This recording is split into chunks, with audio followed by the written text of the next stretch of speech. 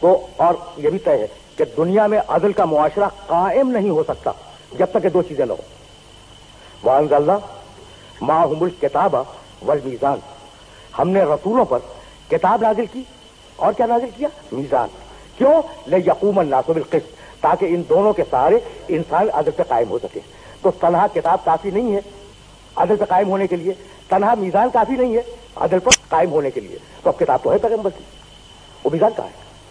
اچھا بھائی رہی ہو نعوذ باللہ گم ہو گئی ہو تو کہیں کوئی ذکر تو آتا, کوئی سیرت ابن اسحاق میں لکھ دیتا, کوئی سیرت ابن ہشام میں ہوتا, کسی سیرت کی کتاب میں ہوتا کہ پیغمبر کی میزان کی فلاں صدی تک رہی اور اب گم ہو گئی. تو اصل میں بات یہ ہے کہ لفظ میزان کو لغت سے سمجھنے کی کوشش کی گئی. یہ جو سارا پرابلم کریٹ ہوا ہے نا, یہ مسئلہ جو پیدا ہوا, اس کا سبب یہ ہے کہ لفظ میزان کو لغت کی کتاب سے سمجھنے کی کوشش کی گئی. وہ دقت طلب بات جو اس لفظ میں تھی اس کی طرف توجہ نہیں کی گئی. بھائی میزان ہے کیا؟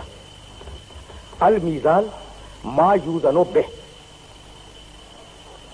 میزان اس شے کو کہتے ہیں جس پر کسی چیز کو وزن کیا جائے. اسے ذہن میں رکھیے گا.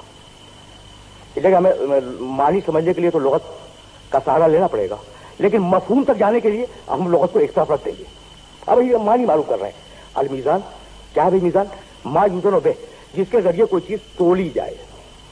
صحیح ہوگی بات؟ اچھا, اب آپ نے ترازو بہت دیکھے ہوں گے. میزان کے معنی ترازو, اس پہ تولا جاتا ہے. یہ پتھر تلتے ہیں, نیلم ہے, ہیرا ہے, ان کے تولنے کی میزان الگ ہے, بڑی چھوٹی سی مختصر. اچھا اس میزان پر, اس ترازو پر آپ آٹا, دال یا چاول نہیں تولیں گے. اچھا, تو آٹے کے لیے, دال کے لیے, چاول کے لیے ایک ترازو الگ سے چاہیے. بات بات ہوگی. ہیرے کے لیے, سونے کے لیے میزان الگ, اجناس کے لیے میزان الگ. اچھا, روئی تولنے کے لیے میزان ہے, لوہا تولنے کے لیے ایک میزان ہے, لکڑی تولنے کے لیے ایک میزان ہے. اچھا, اب آپ جو کہہ سکتے ہیں کہ جناب یہ ساری میزانیں تو آپ نے گنا دی, لیکن حقیقت میں میزان تو ایک ہی ہے. کوئی چھوٹی ہے, کوئی بڑی ہے, لیکن میزان تو ایک ہے. یہ کہہ سکتے ہیں آپ. تو اب میں ایسی مثال دوں جس میں میزان تبدیل ہو جائے. بھائی نیلم کی میزان چھوٹی ہوگی لیکن دو پلے تو ہوں گے, تولی جائے گی چیز اس کے اوپر. آٹے دال کی میزان ہوگی, لکڑی کی ہوگی, کوئلے کی ہوگی, وغیرہ وغیرہ. اب میں اپنے محترم سننے والوں سے ایک سوال کرنا چاہ رہا ہوں. ابھی میں نے کچھ دنوں پہلے کسی روزنامے میں پڑھا کہ بلوچستان میں زلزلہ آیا. آپ نے ہی پڑھا ہوگا, آیا تھا. بلوچستان میں زلزلہ آیا. اس نیوز میں یہ ڈیٹیل تھی کہ اتنی طاقت کا زلزلہ تھا اور اس کا مرکز فلاں جگہ تھا. یہ طاقت کس میزان پہ آپ نے تولی؟ وہ ہیرے والی میزان کے اوپر, جس پہ آٹا تولتے ہیں اس میزان کے اوپر. تو طاقت کس میزان پہ تولی؟ تو کوئی میزان ایسی ہے جس پہ طاقت تلتی ہے.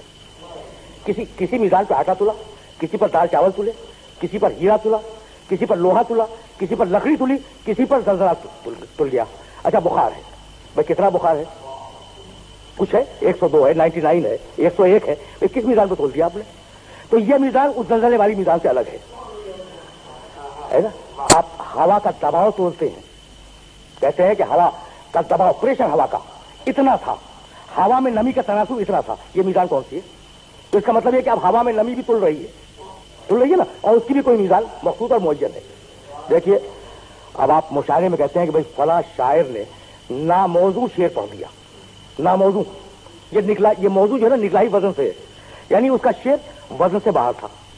تو اب معلوم یہ ہوا کہ فقط جنس نہیں تلتی, فقط زلزلہ نہیں تلتا, فقط ہوا نہیں تلتی, فقط بخار نہیں تلتا, لفظ بھی تلتے ہیں. لفظوں کی بھی ایک میزان ہے. اگر میری یہ بات واضح ہو رہی ہے تو مجھے یہیں سے آگے جانا ہے.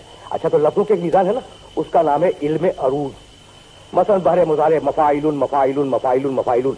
پرانے اردو کے استاد شاعر نے کہا اپنے دوسرے استاد شاعر پہ اعتراض کرتے ہوئے کہ بحر حضج میں ڈال کے بحر رمل چلے, تو بحر مضارع ہے, بحر حضج ہے, بحر رمل ہے, اور ان بحروں پر لفظوں کو تولا جاتا ہے, اور ان بحروں پر جو لفظ مطابق اتر آئے وہ شاعری کے معیار پہ صحیح اور موضوع قرار دیے جاتے ہیں. تو لفظوں کی بھی ایک میزان ہے.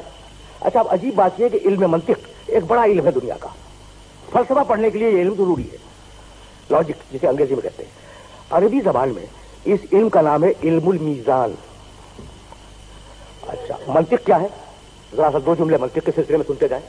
منطق اس علم کو کہتے ہیں جس علم کے ذریعے इंसान की फिक्र को परखा जाता है कि वो सही है या गलत है।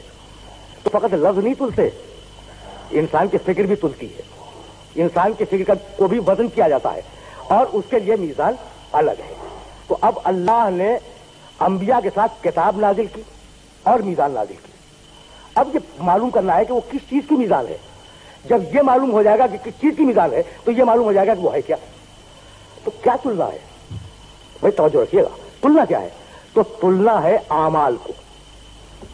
देखिए, ले यकूम अन्नासु बिलकिस्त, ले यकूम अन्नासु बिलकिस्त। हम ये चाहते हैं, हमने नबी भेजे, रसूल भेजे और उन रसूलों को मोजज़ात दिए, उनके साथ हमने किताब नाजिल की, उनके साथ हमने मीज़ान नाजिल की। भाई क्यों नाजिल की? ले यकूम अन्नासु बिलकिस्त, ताकि इंसानियत अदल पे कायम हो जाए। तो इंसानियत को अदल पे कायम होना है ना, तो अब एक ऐसी मीज़ान की जरूरत है जिस पर इंसानी आमाल को तोड़ के देखा जाए कि कितना अदल से बढ़ गया है, कितना अदल से घट गया है, या अदल के बिल्कुल मुताबिक है। बात बात हुई ना। तो अब ऐसे मेयारी आमाल व अफआल का दुनिया में होना जरूरी है जिनके ऊपर हमारे आमाल व अफआल तोले जाएं। उस मेयारी मीज़ान का नाम अभी मैं रोक रहा हूं कि उसका नाम क्या है, लेकिन अभी फकत इतना समझ लें कि हमारे किरदार को सुनना है मैदान हशर में। हमने नमाज पढ़ी, कैसी पढ़ी, सही भी है या नहीं?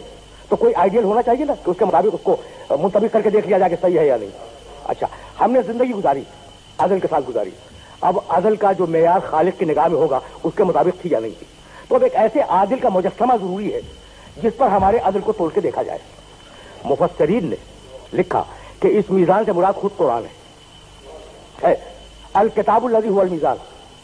मैं मान लेता, मैं इस तफसीर को मान लेता अगर बात पूरी हो जाती। समझ रखिएगा, कहने लगे कि मीज़ान से मुराद क्या है? कुरान। अच्छा, मीज़ान किस लिए होती?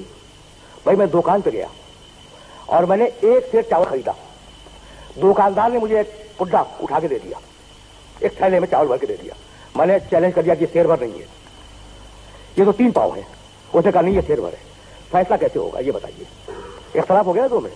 फैसला होगा कि तोल के मीज़ान पे देख लो, वो जो बाट रखा हुआ ना सेर भर का, अगर उसके मुताबिक हो जाए तो सही है दुकानदार की बात, और अगर मुताबिक ना हो तो फिर मेरी बात सही है। भाई बात तो वादी हो रही है ना। तो तराजू या मीज़ान इख्तलाफ को हल करती है।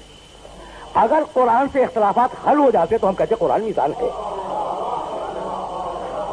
भाई बात तो वादी हो रही है ना। अब कुरान मजीद से इख्तलाफात हल हो जाते तो हम ये मान लेते कि कुरान मजीद मीज़ान है। लेकिन अब हम क्या करें कि कुरान मजीद कहता है अक़ीमुस्सलात, नमाज पढ़ो। अच्छा, हुक्म तो है कुरान में नमाज पढ़ो, मैं अपनी मर्जी से पढ़ लूं अपने तरीके से, आप अपनी मर्जी से पढ़ लें, तीसरा आदमी अपने तरीके से पढ़ ले, कितने इख्तलाफात हो जाएंगे। तो कुरान के हुक्म में चूंकि इजमाल है इसलिए उसने इख्तलाफ को रफा नहीं किया। कुरान ने कहा लिल्लाहि अलन्नास हिज्जुल बैत मन इस्तताअ इलैहि सबीला, जिसका रास्ता खुला हो, जो मुस्तती हो, जाके खाने काबा का हज करे।